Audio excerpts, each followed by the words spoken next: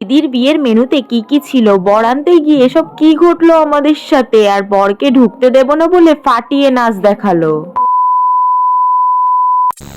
Hello everyone, welcome back to my channel. আশা করি তোমরা সকলে খুব ভালো আছো আর আমিও খুব ভালো আছি।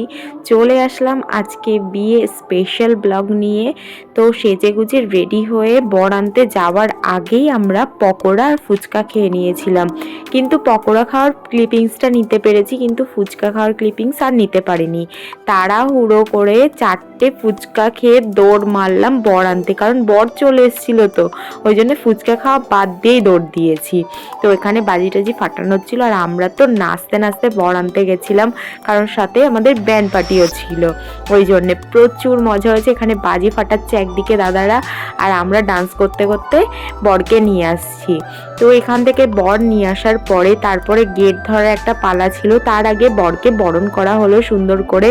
তো এখানে মাসি বরণ করে নিচ্ছে এখন। তো বর বরণ হয়ে যাওয়ার পরে তারপরে ছিল আমাদের মেন অ্যাট্রাকশন, গেট ধরার পালা। তো এখানে গেট ধরার এখানে প্রচুর মজা হয়েছে। আমরা একটা গানে ডান্স করেছি, দাদা ভাইও আমাদের সাথে ডান্স করেছে, দারুণ হয়েছে। আশা করি তোমরা ডান্সের ভিডিওটা আগেই দেখে নিয়েছো। তো চলো, এখানে তো আমরা প্রচুর এনজয় করছি, আর আমার সাথে সাথে তোমরাও জানি ভিডিওটা দেখছো আর খুব এনজয় করছো।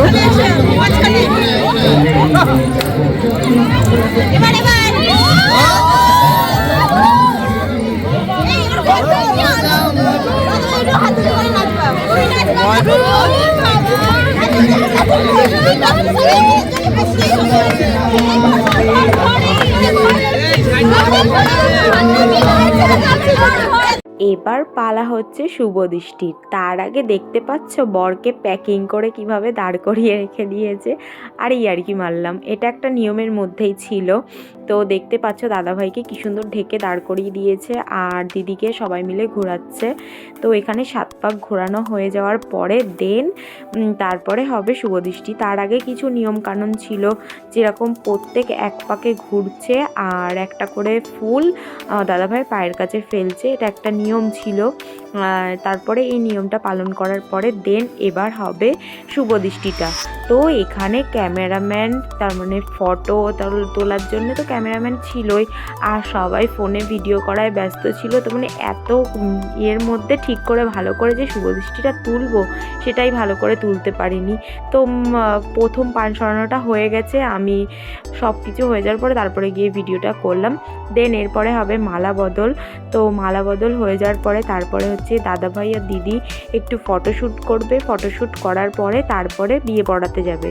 তো ওখানে বিয়ে পড়ানো রাত্রিবেলা বেশিক্ষণ হয়নি, কারণ ওদের বাসি বিয়ের নিয়ম ছিল।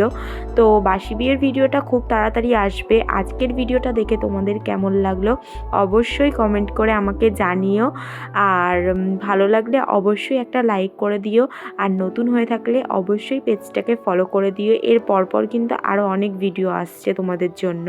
আর এখানে দেখো যে এইটুকু বিয়ে পড়ানোর কথা ছিল সেখানে গিয়েও দাদা নাচছে, তার মানে ওর এত ভালো লাগছে ব্যান্ড পার্টির সাথে নাচতে। তো এখানে কি কি মেনু ছিল তোমরা ভিডিওটা পজ করে দেখে নিও। আমি প্রত্যেকটা মেনু শেয়ার করতে পারিনি, কারণ প্রচণ্ড তার মানে রাত হয়ে গেছিলো। আমরা সববার লাস্টে খেতে বসেছিলাম, দাদা ভাইও দিদিও বসেছিল, ওরা ওই দিকটাই ছিল।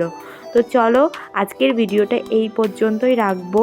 দেখা হচ্ছে তোমাদের সাথে পরের ভিডিওতে। আর হ্যাঁ, এই চানা মশলাটা এত সুন্দর খেতে হয়েছিল, তোমাদেরকে কি বলবো, এখনো জিভে জল।